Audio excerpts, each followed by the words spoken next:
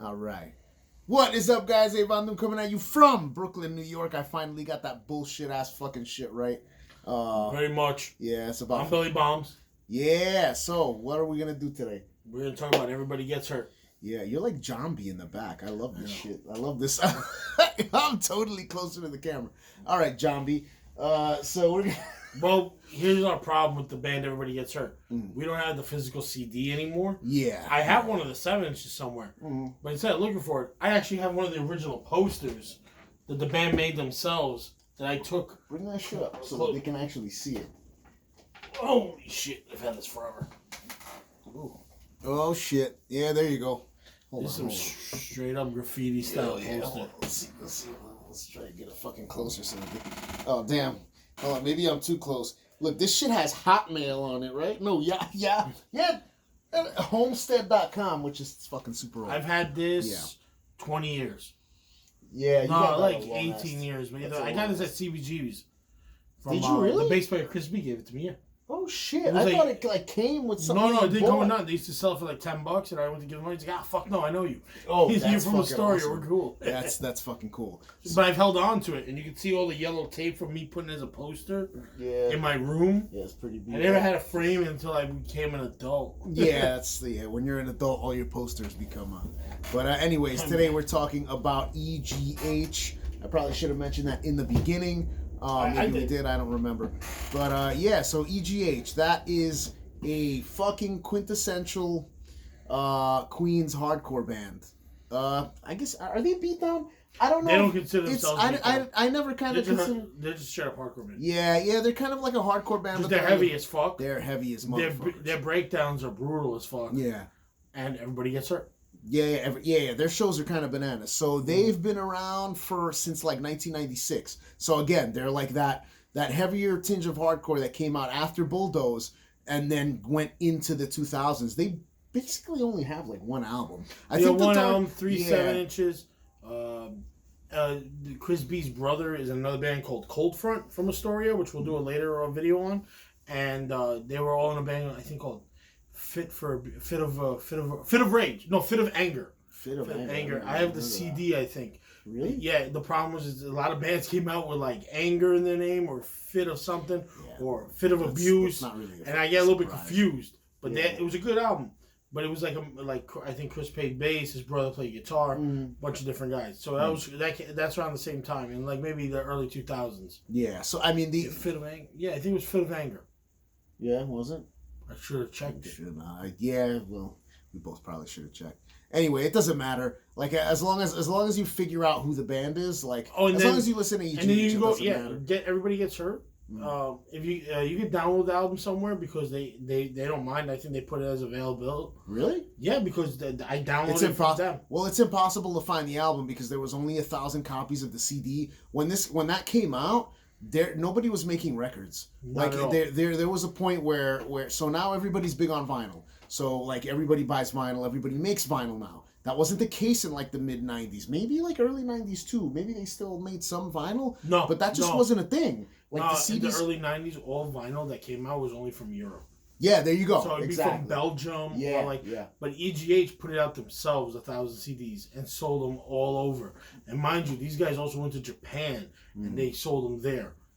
Other bands would take their shit with them, and everybody wanted it. Yeah. That's why if you go on Discogs, it's like $120. Yeah, they're up to like 150, and all of them are euros, pounds. It's not. I don't see anything in America. Nobody gives it up here in New York. Yeah.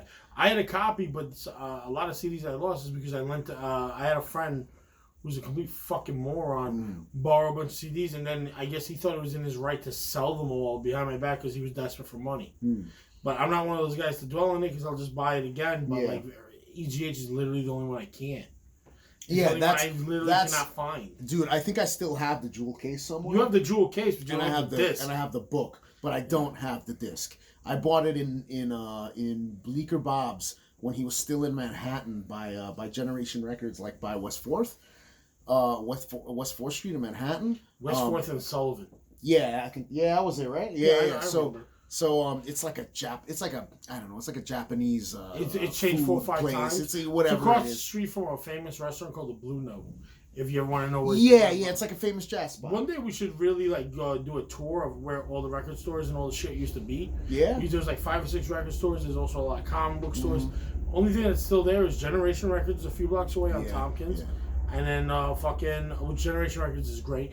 And then the Blue Note Jazz Club has been there for like 40 years. Yeah, that's been there forever. It's that, and then down the block is the most famous handball courts in fucking. Yeah, where they made a documentary. Yeah. If you want to see what hoods look like that weren't into hardcore, you go to handball court. Yeah, but mind you, don't try to go over there and play, because if you're not an A player, they'll just be like, get off the best players get I off knew the were court, son. Like they'll just be like, no, see, you're trash. Anyways, who cares? We're going off topic. Anyways, yeah. So I bought the record, or the CD rather, in Bleecker Bob's like fucking 2002 or some shit. I was there with a friend of mine, Mike, and I was looking through, and that was where I would get like all my shit. Besides Generation Records, like a couple of blocks away, and I remember I had Locked in a Vacancy. I don't remember what album it was. It was Locked in a Vacancy, and then I had Everybody Gets Hurt. And then my friend Mike, I was like, damn, I don't know which one to get, because I was like fucking 15 or 16. And I was like, shit, I don't have that much money. It's like $7 or $8, because that's how much the CDs were. That's the only reason. That's why I would shop at Generation Records, because they had all the used CDs were $7. Yeah. And the same thing with Bleecker Bob's. They were like a little bit more expensive, but like he had the best. Still. He had more expensive records. Yeah. So yeah, my friend was like, I was like, all right, Mike, Everybody Gets Hurt, Locked in a Vacancy. He was like, nah, son, just Everybody Gets Hurt. Don't just buy Everybody Gets Hurt. And I bought it, and it became one of my favorite CDs. I play. If I still had the CD, it probably would have been burnt out from how much I listened to it. Between that and I had like a sticker on top that was the cover of Dark Seeds of Man. Yes, yeah. It was like, oh man, I wish I had like the cover. But it was all. It's the same style like that. I think it's all drawn by Chris B, the bassist. Yeah, right? Chris B does everything. We'll talk more about his art later on in today's episode, but we'll keep going on the band. Yeah. You want to know how I got my CD? Oh, how did you get your CD? All right, I used to play shows with EGH. Oh, but really? This is before Rob left the band, which is the singer, and another dude play with him. Yeah, and I didn't know the guy too well, but I knew Paulie and I knew Chris B, and Paulie was the drummer. Paulie and me were the same age. Paulie's a foot and a half taller than me. So we used to joke that he was huge. He was the tallest dude. We were both 16 years old, and the joke, and then this is the point when I realized in life not all men are created equal. He was tall as fuck, but he was the coolest dude because we were all from Queens. You know, I think he was from another part. I don't think he was from Astoria, but I'm from Astoria. But like, I guess like one of the towns right outside, either College Point or Woodside. Either way, cool guy. But him and the singer was cool. I just don't remember his name. But my band, Good as Dead, opened up for him at Nightingale's Bar. You mean the singer after Rob? After Rob, because Rob came back later on. Okay. But during this show, it was a different singer. And all those hardcore guys came, and they were great. We opened up the show at Nightingale's on 13th Street and 2nd Avenue. No, and 1st Avenue is there. No, 2nd Avenue. It's still there. But they changed it from a brick place to an all glass. So no way in hell you can have a show in there ever again. Yeah. You know, that was like one of the first places we ever played, and we played with EGH all the time. Wait, so how'd you get the CD? I bought it at the show. Oh. Actually, I don't think I paid for it. I think Chris gave it to me. But still, whatever. But those guys were very like brotherhood type. Yeah, You're in it forever. Like if you're a young kid and you met you at a show, they hooked you up with shit. Oh yeah, well it was that thing where, well this is the whole thing while like people love hardcore, right? So it's very I want to say local, like it's a. Like, your local scene is very, like, it's all, like, a unity. Like, a lot of the time, like, you know, a lot of the time stuff is, like, splintered or whatever. But, like, everything was unity, and Everybody Gets Hurt was like that. I mean, you had, a lot of, like, bullshit happen at shows, whatever. That's just how hardcore is. There's always some crazy shit going on. But with, like, the music, it was always about, like, bringing everybody together. The songs on there, like, he's Homefront. Homefront, probably the best song on the record. My two favorite songs are Homefront and Weightless. Yeah, Weightless is Weightless is my favorite is best. This last track on there. The one that starts with the guitar solo, which I'm now having a brain fart. We were blasting it while driving. Hymn for the Fallen. There it is. Yeah. Hymn for the Fallen. That's a good one. Citizens Complaint Review Board. Yeah, CCRB. Yeah, that's a good one. That's a great one. Fuck, man. This is one. Self-Reliance is one of the best songs I've ever heard of any band. Oh my god, Yeah, they're just so funny. Oh my god, dude. But the breakdowns are fucking epic. Yeah, it's literally it's hardcore. It's just much heavier. It's not full blown chaos. It's not like metal really. It still has the hardcore sound. It's still like melodic. It still has the fast parts. It still has that. And even Rob Cullen's voice, at least on Dark Seeds of Man, because I don't know, like at least in terms of like the stuff after him, I don't know like how that stuff sounds because I didn't listen to a lot of it. Like they had a split with two bands because they have Dark Seeds of Man. There's a split called the Brotherhood split with a band called Terminal Justice Max from Japan, and then Settle the Score from Germany. And then after that it is what it is, and I think like that's what famous quote in New York. Yeah, that should be That's the quote of quotes. Whatever problems you got in the Northeast with somebody else, and you can't deal with it no more, it is what it is. Yeah, it is what it is. If you've worked on a construction site or worked for a construction company in New York City, it is what it is the mantra of all union and scab construction workers in the 5 boroughs and fucking beyond. Like if you've been here, you know. If Excelsior wasn't our motto on our flag, it would be it is what it is. In Latin. That's New York City. In Latin. No, you don't even try that, man. Nobody speaks Latin. We speak everything else. Dude, when I looked at the discography again to like remember, I saw the name of the record. It is what it is, and I died because I was like, of course it is. Of course it is. But the cool part about it is that I was gonna say so I think It Is What It Is has Carrie Skins on it. I could be totally wrong. I think that was when they He's also a backup singer on a lot of stuff because that's his boy. Yeah. And he was also the bouncer at a lot of clubs, so everybody knew him. Yeah. He was like 6'12". I don't know how big that motherfucker was. He's a big ass dude. But that dude looked out for everybody. So here's the thing. You go to a hardcore show and you think you're going to get jumped at somebody's shows. I never felt that and everybody gets hurt. I don't think anybody ever felt that. 5 Minute Major, 1 Second Thought, everybody gets hurt. Sworn Enemy, definitely not. Because it's the same dudes that were but bouncers were also in the show. And if you're getting rocked, they're going to stop it. You know what I mean? Because you're not getting rocked for nothing. If you get hit because you need a pitch, shit happens. Yeah.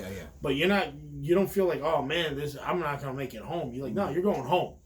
Yeah. You don't. There's never that feeling like that, man. Yeah. Even when I think they played the Super Bowl of Hardcore, which I might have missed. That's when they were selling the shirts, like first time in years. I never got it. Yeah, I never got a shirt. Everybody was like went nuts, and they tore the house down literally, but nobody was like, oh man, I got fucking beat up. I saw them at the. It wasn't like punk rock. Like punk rock is bullshit. Punk rock is bullshit. Yeah, I seen some horrible shit at punk rock shows, I still have hate in my heart for a lot of human beings from going to shows like that. But I never walked away mad from any hardcore show ever. Yeah. So I saw them at I want to say it was the Super Bowl of Hardcore. It was like maybe the second one or something like that. I think they played with Bulldoze. I think that might have been the same show. I could be wrong. Okay. But that was I think it was Rob and Carrie Skins. And it was just, he always whatever. sings along. Whatever. They tore the house down as every crazy hardcore beatdown fucking band does. If they ever come anywhere around to like playing again. Because I don't think they do. I want to say. I know why. It's more like they have kids and family. I know all of them. Well, like their story now. Like Paulie went on to go play in Sworn Enemy and another band which I don't remember. Tom Murphy from 5 Minute Major replaced him because he's an Astoria guy. So he filled in. He's a great drummer. Unfortunately, Greg passed away, the guitar player, one of 2 guitar players in the band. And I think they did a memorial show for him, and a lot of guys came out for that. A lot of dudes, like, you'll run into the guys that we grew up with huge tattoos for them, like on their arms, and like that dude was a big part of their lives, you know. Yeah. I've only had like one time I've ever like really hung out with that kid. It was at Continental watching like a brawl break out in the basement, and just being on the sideline with him. And I was like, I don't. And it was a punk rock show. That was the problem. It was everybody's a tough guy at a punk rock show. And that's so strange because everybody has the but I don't feel, opposite. Yo, it's the what they show you and what you actually see. People with neon pants are the problem in life. Yeah. You know? But anyway, but the thing is though, I know Chris B, he used to do the art all over the neighborhood and all over Brooklyn and Queens. Well, northern Brooklyn and let's say Queens. He would do the artwork for all the dentist office. Yeah. Because his style is very like we love it because it's wild style graffiti. Yeah. But like he would do it for dentists and doctors' office so kids can feel comfortable. And he would put it up like a bunch of teeth like talking. Or like kids, like something to attract kids. So he did all the artwork for everybody. I think he moved away to another state. Oh, did he? He has kids now. He has a whole life. You know what I mean? Man. Like you go where you go where it's the best time for your children. He's in a new book called Urban Style. Is a New York hardcore graffiti from Freddie Alva. Because I ran into him the other day when I went to meet up with Chai. Okay. I met Freddie. Yeah. Like, I never knew who he was. And he was like, "Oh, hey, what's up? We're talking shit about bands." He used to do shows at ABC No Rio. And he was like, "Oh, you should check out my book." I was like, "Oh yeah, Chris B's in there." He's like, "I grew up with Chris B. He's my boy," and he lit up, That's awesome. And he has a section in there, and you see him play bass. And this dude is one of the craziest bass players you'll ever see in your life, because he would bounce from side to side of the show in front of everybody in like the stage. Yeah. Like you don't know how the fuck this guy can stay like his feet don't touch the ground. Yeah. So the shows were good. He's in the book. Unfortunately, Paulie also passed away. Yeah. And I have his prayer card because I couldn't go. My our boy Anthony Trench picked it up for us. He was a good guy. Unfortunately, he passed. It's actually almost. I think it's almost. I think a year almost. I think it was like January 8th or something like that. It wasn't that. It was like a year ago. Wow. Or maybe I have the card, but I'm not gonna. two, I'm not gonna. One of those people that will like pull it out because him and another friend of ours, I have them. But and Greg passed away a couple of years ago. Yeah. So that's like two major parts of the band because they were a hardcore band that had a 16-year-old drummer, like blowing people away. Yeah. Great guitar player. The lead guitar player is a great guy too. He's a sick guitarist, man. They're just all good. If you ever get a chance to find the Dark Seeds of Man. Yeah. I mean, even I just found out that Discogs has this functionality today, but there's some albums that you can just stream. Yeah, on you can play on the thing. I don't know if Dark Seeds of Man. I didn't check. I just didn't think to check, but I don't know if Dark Seeds of Man has that. It may or may not. Check it out, so maybe you can stream it. If not, you can probably just find it on YouTube, right? So you can probably just find it. Listen to the whole thing all the way through, because you want to listen to Queen's hardcore. That's fucking Queen's hardcore. Yo, there's a part during what is it? Waitlist. When he was it? No, it's on Home. I think it's Homefront Homefront. NYC because there's a nice place to visit. But you wouldn't want to live here. Yeah. It's an opening track. Then Waitlist is opening, and then that second one. But then Homefront NYC has the greatest bass line to lead into any song. But then the breakdown, when they say it best, from Queens to Japan, everybody gets that was the best. Yo, from Queens to Japan, everybody. All right, let me stop, because the fucking breakdown is awesome. I love that shit. I mean, I would say check it out, dude. Like, you're not gonna go wrong. It's another band that, like, just because of how little amount of stuff is out there, like 1,000 CDs for the Dark Seeds of Man, like. We're just trying to get it out there, because they're good bands. At least you can check it out. It's always nice to find good music. This is fairly obscure. I don't know if anybody's really gonna know outside of the Northeast. You know what I mean? Like Northeast, but it's big in Japan. Yeah, I'm sure. Japan. Belgium. Yeah, so I didn't even get to. Yeah, so I mentioned earlier that they had a Brotherhood split with a band called TJ Maxx. I listened to you. That shit is fire. Yes. It's so good. What was the name? TJ Maxx, or what was the full name? Terminal Justice Max, but it's written as TJ Maxx. They're a New York hardcore Japanese band. Okay. I think they're from Kobe, Japan. But if you listen to it, it sounds like New York hardcore, like 1996, fucking like 98 hardcore from here. It's so good. It's like this weird mix of like. The singer kind of sounds like Paulie from Sheer Terror, but imagine like Everybody Gets Hurt music. It's so good. It's Paul from Sheer Terror. Yeah, Paul from Sheer Terror. Yeah, it's so good. And then Settle the Score from Germany is another fucking good band, and I didn't get to listen to them too much. But TJ Maxx is fucking good. But besides that, just check everything out. Just YouTube it, find it. Discogs, YouTube. We're hoping that our series of videos actually could get people aware of how many bands are out there. Yeah. Because we're putting out every band we know. Yeah. Every band we I'm trying to just sift through every everything. single one. Yeah. Every week we're going to put out a bunch. But this band has the biggest effect on us. Yeah, so yeah. That's why it's been 20 minutes and we're still going. We still got more to go. Yeah. But they had a resurgence where people could find them and they got big again. They deserve it. Yeah, you know what I mean? They deserve it because their music is phenomenal. Yeah, yeah. Dude, they'll always be in my top 5 bands of all time. Yeah, totally. Like they're out there with Agnostic Front. Yeah. I mean, yes. That's like a whole generation of guys that came up that were a little bit, I guess, a little bit past like the 80s stuff, like we are. Like I was born in the 80s, but whatever. I grew up. I mean, I was 10 years old in the 90s, and then a teenager more in like the 2000s. And our first shows were like the late 90s, like 97, 98. Yeah, but EGH was the band that played. Yeah. EGH, 5 Minute Major, One Second Thought, I said before. Awkward Thought. Sworn Enemy, all that stuff. All that stuff is the stuff that Full Blown Gas a few years later. Yeah, exactly. It's just, it's like I said. And here's the cool part. They play with a lot of metal bands. Yeah. And like, the metal bands are not that cool. Like, they would get mad if people dance too hard, but you're like, people are loving it. Yeah. Like, dudes who literally play borderline. Just a different style. That borderline borderline death metal. But then some of the bands would also try and sound like Pantera because that was big. But EGH would throw them on the bill just because they deserve a chance to play. They're touring. They need a place to play. They would let them in. Well, that was the cool part about this. That was the cool part of Castle Heights. Yeah. I unfortunately had only been there like once or twice. No, I've been there a dozen times. And then I think it closed down, which sucks. That place is great. Yeah, that was a good spot. Yeah, before we go, like, there's a Scarhead 7-inch with some of the guys in the band on the cover when they're all singing along with music. Yeah. So if you ever look for that, those guys on top of them, some of them are from EGH. Yeah. Just so you know, I always thought that was funny because that's why I found the record.